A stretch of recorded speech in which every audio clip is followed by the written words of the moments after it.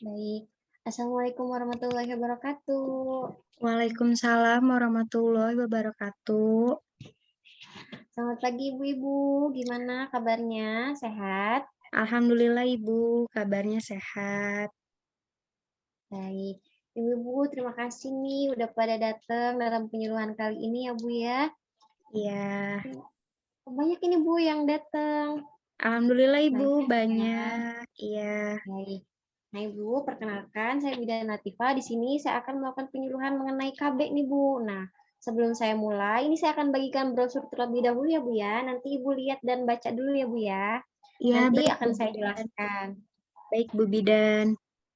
Ibu. Nah, udah dapat semua kan ya Bu ya brosurnya ya? Nih kayak Ya gini sudah brosurnya Ibu. ya Bu ya. Ya, Nah, sini ada tentang mengenai keluarga berencana. Nah, di sini ada gambar bapaknya, ibunya, dan dua anaknya. Jadi keluarga berencana itu dua anak cukup ya Bu ya. iya Nah, Ibu. kemudian di sini ada jenis-jenis KB nih Bu, yaitu ada KB pil, KB suntik, KB spiral, dan KB alami. Kemudian kita buka lagi nih ya Bu ya. Mari kita baca bareng-bareng ya Bu ya. Nanti saya jelaskan ya Bu. Iya Ibu. Nah, ini ada pengertian KB. Sebelum saya jelaskan, ibu-ibu udah pada tahu belum apa itu KB Bu? KB itu keluarga berencana ya Bu, yang harusnya punyanya cuma 2 anak ya Bu? Iya, betul. Betul sekali Bu Diana. Nah, saya akan jelaskan pengertian KB-nya ya Bu ya. Nah, keluarga KB atau keluarga berencana yaitu usaha untuk mengukur jumlah dan jarak anak yang diinginkan.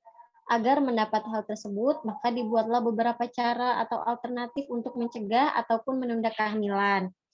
Nah, kemudian menurut WHO sendiri, KB ini adalah tindakan yang membantu individu atau pasangan suami istri untuk menghindari kelahiran yang tidak diinginkan, mendapatkan kelahiran yang memang diinginkan, kemudian mengatur interval di antara kehamilan, jadi mengatur jarak kehamilan gitu ya Bu ya. Iya Ibu. Kemudian mengontrol waktu saat kelahiran dalam hubungan dengan umur suami istri dan menentukan jumlah anak dalam keluarga. Nah, kemudian di sini ada tujuan program KB nih, Bu. Nah, apa aja sih tujuan program KB ini? Yang pertama itu ada tujuan umum nih, Bu. Tujuan umumnya yaitu untuk meningkatkan kesejahteraan ibu dan anak dalam rangka mewujudkan keluarga kecil yang bahagia, sejahtera, yang menjadi dasar terwujudnya masyarakat yang sejahtera. Kemudian ada juga nih tujuan khusus, yaitu untuk menurunkan angka kelahiran setiap tahunnya. Sini ada nih Bu manfaat KB nih. Manfaat KB itu diantaranya menurunkan angka kematian ibu, kemudian mencegah terjadinya kanker uterus dan ovarium, memberikan kontribusi bagi pembangunan berkelanjutan yang berwawasan kependudukan. Nah, di sini itu ada jenis-jenis KB, cara kerja, keuntungan, dan kerugiannya ya Bu ya. Nah, nanti saya akan jelaskan satu-satu ya Bu. Iya Bu. Yang pertama ini ada pil KB kombinasi progestin dan progesteron. Ini gambarnya seperti ini nih, Bu. Seperti ini ya KB-nya. Nanti kalau untuk pil KB ini, Bu, diminumnya setiap hari ya, Bu ya. Diusahakan malam sebelum tidur. Nah, di sini juga di sebaliknya itu ada tata cara penggunaannya. Seperti ini ya, Bu ya. Jadi berurutan gitu nanti minumnya ya, Bu ya. Iya Ibu. Nah, kelebihan dari pil KB ini yaitu mengurangi perdarahan saat menstruasi, kemudian mengurangi gejala PMS, membuat siklus haid lebih teratur, meningkatkan kepadatan tulang, mengurangi resiko penyakit kanker ovarium dan endometrium, stroke, dan salpingitis rematik. Kemudian kekurangan dari pil KB kombinasi ini yaitu meningkatkan resiko hipertensi dan penyakit kardiovaskular. Jadi pil KB ini nggak boleh digunakan untuk ibu-ibu yang mempunyai riwayat darah tinggi dan penyakit jantung. Nggak boleh ya Bu ya. Iya. Kemudian peningkatan berat badan dapat mengganggu produksi ASI dan tidak mengurangi resiko infeksi menular seksual.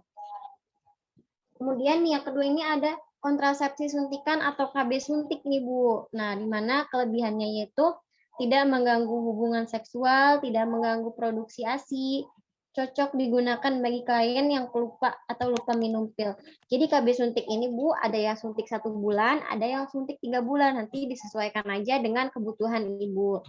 Nah, kemudian kekurangannya dari KB suntik ini yaitu kesuburan lama kembali, tidak melindungi dari PMS, dan dapat menyebabkan kegemukan.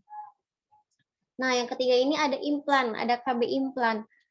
KB implan itu alat kontrasepsi dengan cara memasukkan tabung kecil di bawah kulit pada bagian lengan yang dilakukan oleh dokter.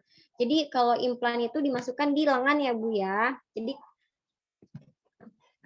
kemudian cara kerjanya itu yang pertama untuk mengentalkan lender serviks, kemudian mengurangi proses pembentukan endometrium sehingga sulit terjadi implantasi, kemudian menekan ovulasi. Nah, efektivitasnya itu sangat efektif. Nah, kegagalannya itu 0 sampai 2,1 kehamilan per 100 perempuan. Jadi, implan ini termasuk efektif ya Bu ya, digunakan dalam jangka panjang. Nah, keuntungannya yaitu daya guna tinggi, perlindungan jangka panjang, kesuburan cepat kembali, dan tidak memerlukan pemeriksaan dalam. Kemudian kerugiannya yaitu membutuhkan tindakan insisi, yaitu mungkin nanti agak karena memasukkan jarum gitu ya Bu ya ke dalam lengan, emang agak sakit sedikit nanti pada saat memasukkannya. Kemudian implan ini tidak melindungi dari penyakit menular seksual dan tidak dapat menghentikan pemakaian sendiri. Jadi kalau mau lepas ya harus ke dokter atau harus ke bidan untuk melepasnya. Nah, kemudian yang keempat ini ada alat kontrasepsi dalam rahim atau AKDR atau yang biasa disebut dengan IUD. Nah, teknik kontrasepsi ini adalah dengan cara memasukkan alat yang terbuat dari tembaga ke dalam rahim. Jadi dimasukkan melalui vagina ke dalam rahim ya Bu ya. Nah, Iya. cara kerjanya itu menimbulkan reaksi keradangan lokal dalam endometrium kavum uterus sehingga menghambat terjadinya penempelan sel telur yang telah dibuahi ke dinding rahim. Kemudian IUD juga menghambat motilitas tuba sehingga memaksa sperma benang melawan arus. Jadi sperma yang masuk itu akan dilawan oleh si IUD ini untuk mencegah sperma masuk ke dalam ovarium. Kemudian nih kelebihannya itu IUD itu bisa digunakan untuk metode jangka panjang, bisa digunakan untuk klien yang mempunyai tekanan darah tinggi dan tidak mengganggu produksi ASI. Nah, untuk kekurangannya sendiri, mengganggu hubungan seksual, harus datang ke tenaga kesehatan untuk memasang, melepas, dan kontrol. Nah, IUD ini termasuk lumayan mahal ya Bu ya untuk pemasangan IUD ini. Dan tidak bisa mencegah dari PMS atau penyakit menular seksual. Kemudian efek sampingnya itu ada amenor, spotting atau perdarahan bercak, dan nyeri. Mungkin itu pada saat awal-awal pemasangan aja.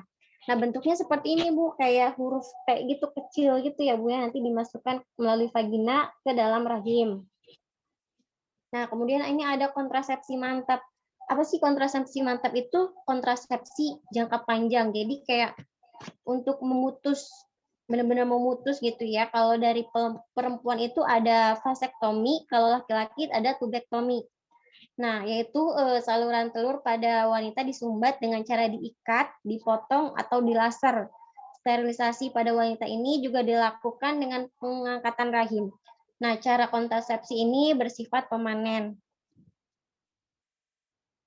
Kemudian yang terakhir nih Bu nih, yang di belakang ini ada alat kontrasepsi alami atau kalender.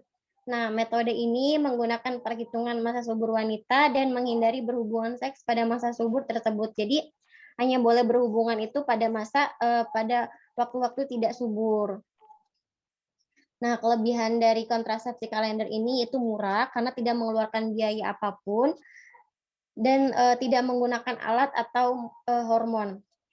Kemudian kekurangannya itu kurang efektif karena kegagalan dalam metode ini pada tahun pertama itu mencapai 20%. Jadi kurang efektif ya Bu ya kalau untuk metode kalender ini. Nah, kemudian ada KB alami nih. KB alami yaitu atau KB menyusui.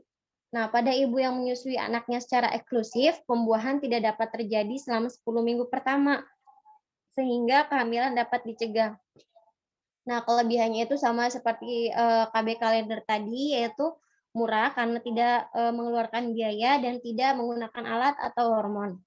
Nah, kekurangannya itu kurang efektif Karena, biasanya pasangan yang menggunakan metode ini itu menunggu haid pertama setelah melahirkan untuk berhenti berhubungan seks. Pada masa pembuahan terjadi sebelum adanya menstruasi. Nah, untuk KB menyusui ini harus dengan syarat memang si ibunya itu harus menyusui secara eksklusif dan rutin ya, Bu, ya. Jadi setiap, menyusui setiap 3 sampai 4 jam dalam sehari itu nggak boleh putus, kalau putus ya resikonya ya bakal kebobolan lagi, seperti itu. Nah, di sini ayo ikut KB nih, Bu. 2 anak lebih baik. Rencanakan kehidupan keluarga yang baik dengan mengikuti program KB untuk mencapai keluarga berkualitas. Bagaimana, ibu-ibu di sini? Apakah ada yang ingin ditanyakan terkait penjelasan saya tadi? Atau Eee, mungkin kecepatan ya, Bu, ya? iya Ibu, penjelasannya kecepatan, tapi ada beberapa yang, saya mengerti Bu. Boleh saya nanya Bu, mengenai KB Pil? Nah, itu Boleh, kan, silakan. KB Pil itu diminumnya seperti apa sih Bu?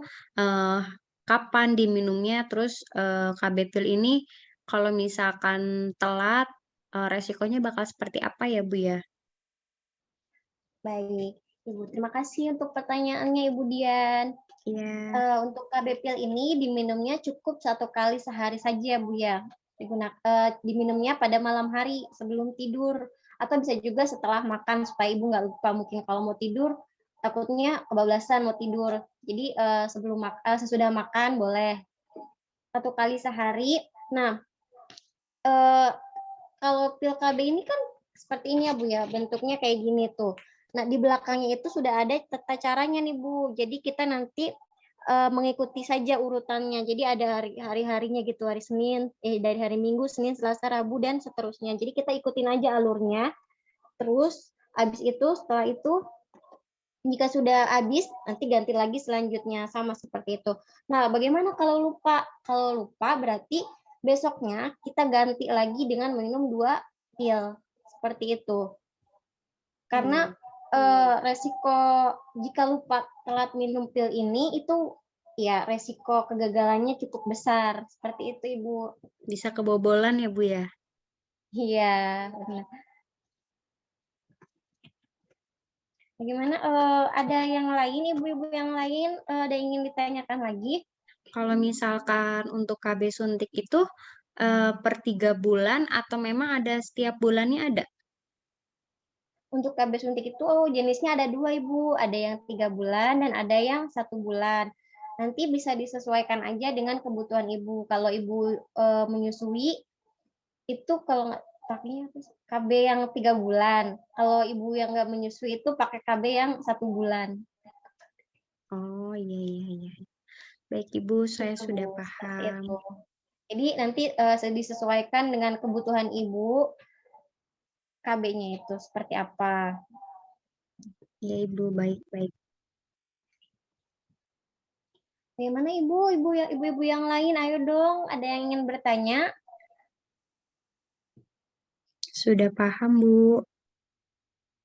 Baik, udah paham, karena mungkin ini jam waktunya, makan siang ya, Bu, ya, suaminya takutnya mau pulang, udah pulang dari kerja ya, Bu, ya, Iya, makan siang. Kalau begitu, terima kasih banyak nih Ibu untuk partisipasinya, udah mau datang ke penyuluhan saya. iya Ibu. Nanti kalau ada yang ingin ditanyakan atau kurang jelas, bisa hubungin saya. Bisa hubungin saya, Bu, ya. Ini Iya ada kontak saya di bawah juga ya. Nanti Ibu bisa hubungin saya untuk menanyakan tentang KB atau bisa juga datang ke PMB saya. iya Ibu. Eee, Kurang dan lebihnya mohon maaf nih Ibu, saya pamit. Wassalamualaikum warahmatullahi wabarakatuh. Waalaikumsalam warahmatullahi wabarakatuh. Terima kasih Ibu Bidan. Iya Ibu, sama-sama.